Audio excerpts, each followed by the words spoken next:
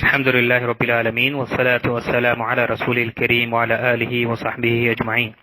عن أبي هريرة رضي الله عنه قال قال رسول الله صلى الله عليه وسلم: من سمع رجلا ينشد ضالة في المسجد فليقل: لا ردها الله عليك فإن المساجد لم تبنى لهذا. رواه مسلم.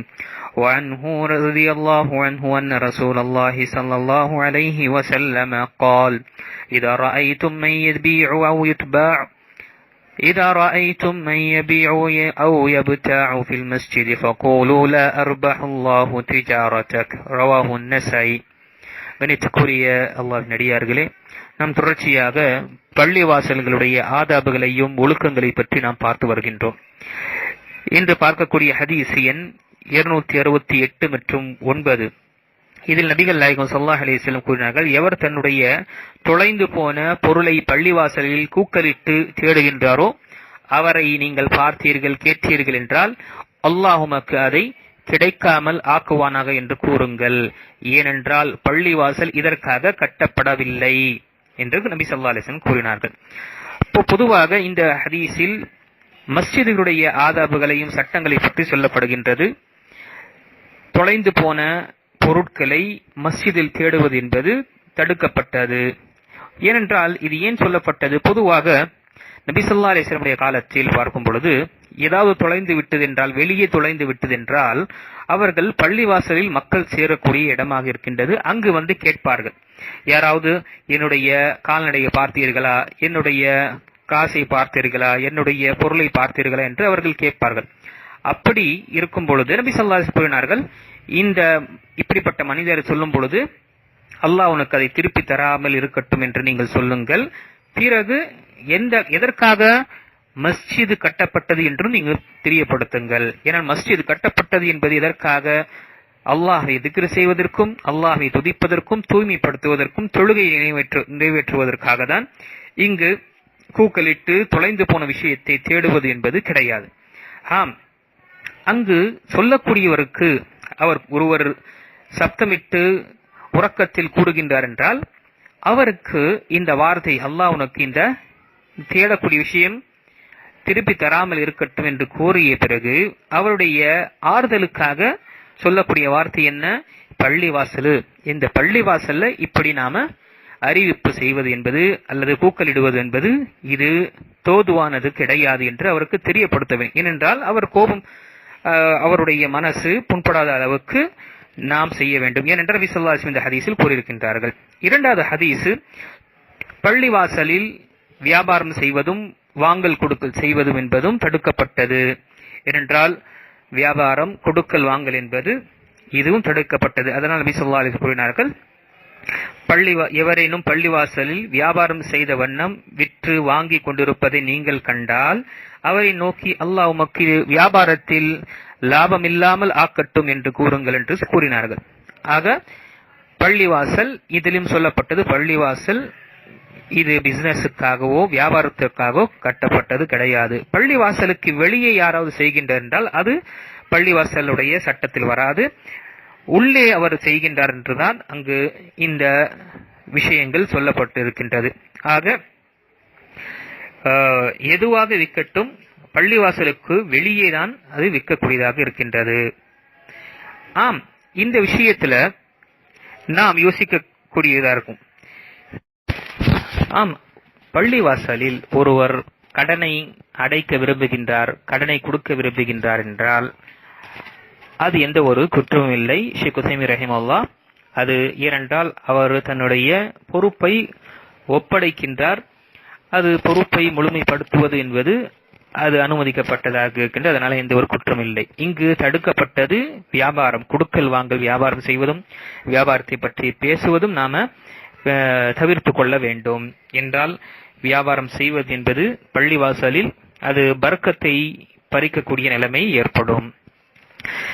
ஆக இந்த இரண்டு ஹதீஸ்களில் நாம் பார்த்தது, பள்ளிவாசல் எதற்காக கட்டப்பட்டதோ அதற்காக தான் நாம் அதற்கு முக்கியத்துவம் கொடுக்க வேண்டும். அதில் தடுக்கப்பட்ட விஷயங்களை நாம செய்யக்கூடாது.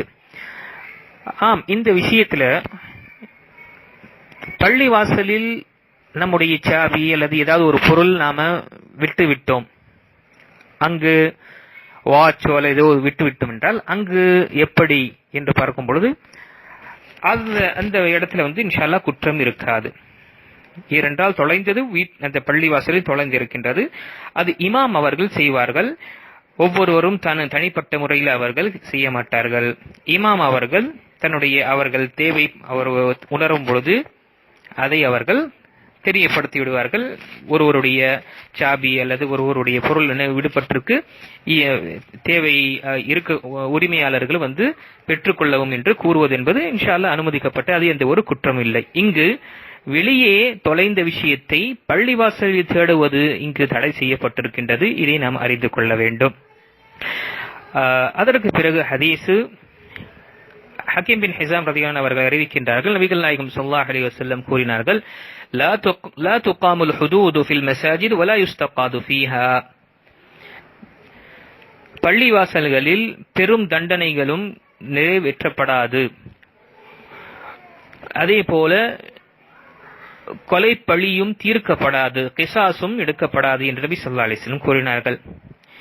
ஆக பள்ளிவாசலில் இந்த ஹுதூத் என்று சொல்லக்கூடிய தண்டனை, பனிஷ்மெண்ட், பெரிய பாவங்கள் செய்து விட்டார்கள் என்றால் அதற்குரிய தண்டனை, விபச்சாரம் செய்து விட்டார்கள் என்றால் விபச்சாரத்திற்குரிய தண்டனை, திருடி விட்டால் என்றால் அவருடைய கையை வெட்டக்கூடிய இந்த தண்டனை, அதே போல மற்ற மார்க்கம் சொல்லியிருக்கக்கூடிய அந்த தண்டனைகளை பள்ளிவாசலில் நாம் நிறைவேற்றக்கூடாது. இதுவும் தடுக்கப்பட்டதாக இருக்கின்றது. ஏனென்றால் பள்ளிவாசல் அதற்காக செய்யப்பட்டதல்ல, கட்டப்பட்டது கிடையாது. அதற்கு பிறகு ஹதீஸில் நாம் பார்க்கின்றோம், 271வது ஹதீஸில் பார்க்கும் பொழுது அம்மை ஆயிஷா ரலியல்லாஹு அவர்கள் அறிவிக்கின்றார்கள்,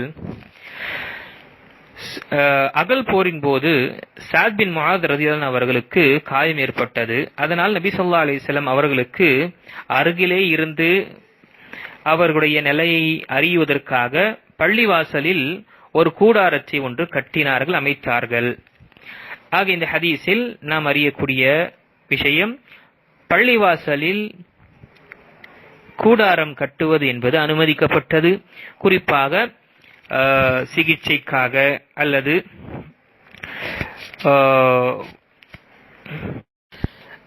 கூடாரம் கட்டுவது என்பது தேவைப்படும் பொழுது அது செய்யலாம். ஏனென்றால் சாத் பின் முஆத் ரலியல்லாஹு அவர்கள் அவுஸ் கோத்திரத்தை, அன்சாருடைய அவுஸ் கோத்திரத்தின் தலைவராக இருந்தார்.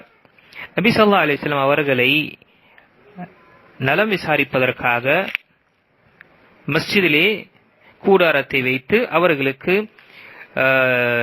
நேரத்துக்கு ஏற்ப அவர்களை சந்தித்து அவர்களுடைய நிலைமையை கேட்கக்கூடியவர்களாக இருந்தார்கள். ஆக மஸ்ஜிதில் சிரமம் இல்லாமல் இருக்கும் பொழுது பள்ளிவாசலில் வரக்கூடியவர்களுக்கு, முஸல்லின்களுக்கு எந்த ஒரு சிரமம் இல்லை என்றால் இப்படி டென்டோ அல்லது கூடாரம் தேவைப்படும் பொழுது இதற்காக நாம பயன்படுத்தலாம், அனுமதிக்கப்பட்டதாக இருக்கின்றது.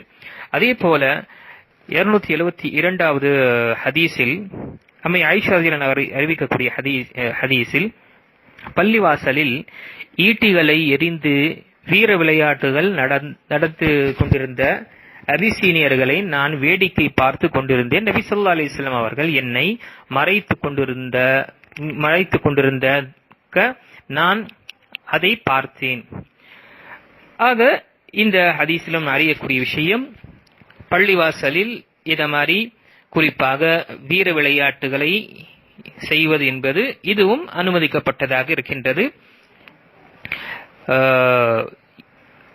இஸ்லாத்துடைய குறிப்பாக இஸ்லாம் மிகவும் விசாலமாக இருக்கின்றது. இதில் மிகவும் இலகுவான ஒரு முறையாக இருக்கின்றது.